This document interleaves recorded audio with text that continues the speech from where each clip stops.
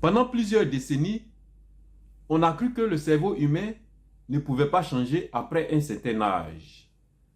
On a cru que le cerveau humain devenait fixe et statique après un certain âge. Mais la science moderne a complètement renversé cette croyance.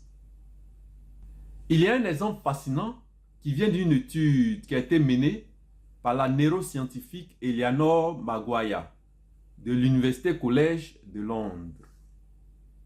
Elle a étudié le cerveau des chauffeurs de taxi londoniens à cause de la quantité gigantesque d'informations contenues dans leur cerveau.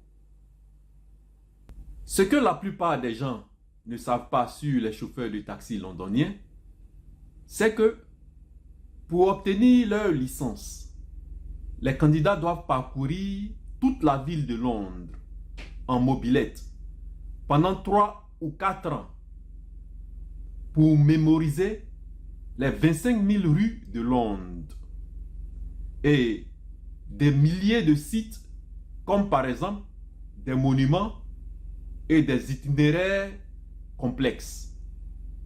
Et même après cet apprentissage intensif, seuls environ 50% des candidats réussissent aux examens permettant d'obtenir la licence.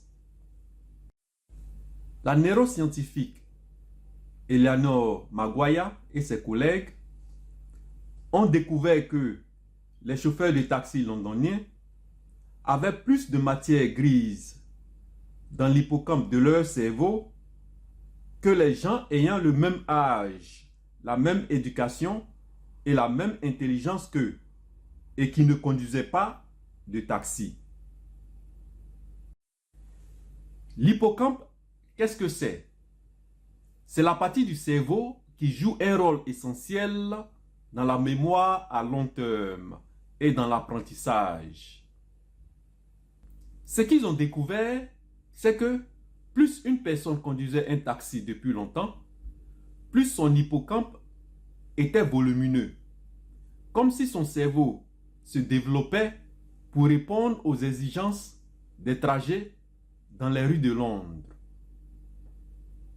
Devoir apprendre constamment de nouveaux itinéraires poussait le cerveau des chauffeurs de taxi à se réorganiser et à se transformer en créant de nouvelles voies neuronales.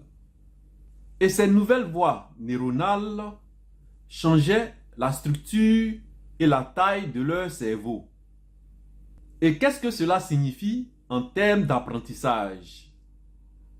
On sait désormais que le cerveau humain peut continuer à changer, à s'adapter et à se transformer tout au long de la vie, peu importe l'âge. On sait désormais que le cerveau humain est modélé par l'expérience, la répétition et l'intention. Ça veut dire que chacun de nous a la capacité de changer les circuits de son cerveau par ce qu'on fait, par ce qu'on apprend, par notre manière de penser et même par ce qu'on choisit de répéter. Ce qui est important à savoir ici, c'est que ton cerveau change en fonction de ce sur quoi tu portes ton attention, quel que soit ton âge. Ça veut dire que ce que tu choisis de penser ou d'observer régulièrement influence la manière dont ton cerveau fonctionne. Le cerveau humain n'est pas figé. Il peut évoluer tout au long de la vie, grâce à l'apprentissage, l'habitude et la volonté. Ce concept s'appelle neuroplasticité. La neuroplasticité du cerveau, c'est la capacité du cerveau humain à se réorganiser et à se transformer face à l'apprentissage et à de nouvelles expériences. Donc, ton attention et tes intentions peuvent reprogrammer ton cerveau. C'est-à-dire, tu peux façonner et modeler ton cerveau selon tes désirs.